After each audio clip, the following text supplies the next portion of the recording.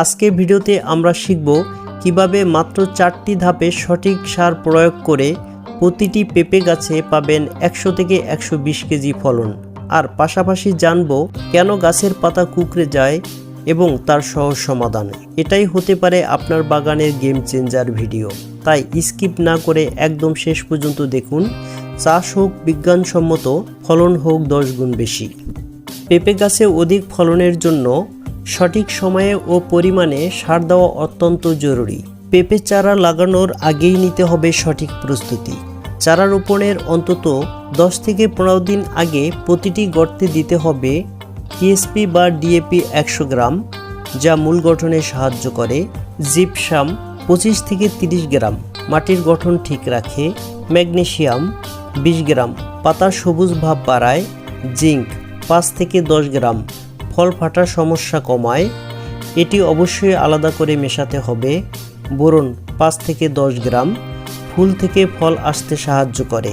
Vermicompost 5 KG অথবা পচা গোবর 10 কেজি, এটি মাটিকে উর্বর করে। উল্লেখিত সকল সার মাটির সাথে মিশিয়ে গর্ত ভরাট করে দিতে হবে। 7 দিন পর পর 2 বার মাদার মাটি আলগা করে উল্টিয়ে দিতে হবে এবং গর্ত ভরাটের 15 দিন পর চারা লাগাতে হবে।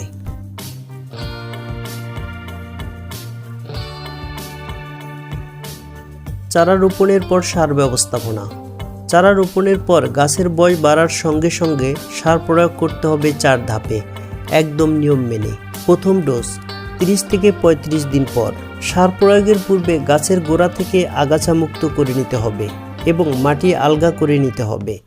এরপর গাছের গোড়া থেকে 10 থেকে 12 ইঞ্চি দূরে বৃত্তাকার রিং করে নিতে হবে, ঠিক এইভাবে।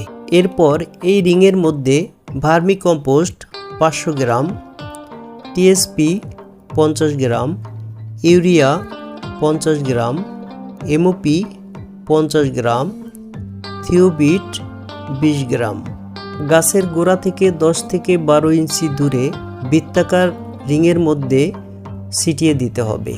এরপর মাটি দিয়ে ঢেকে দিতে হবে।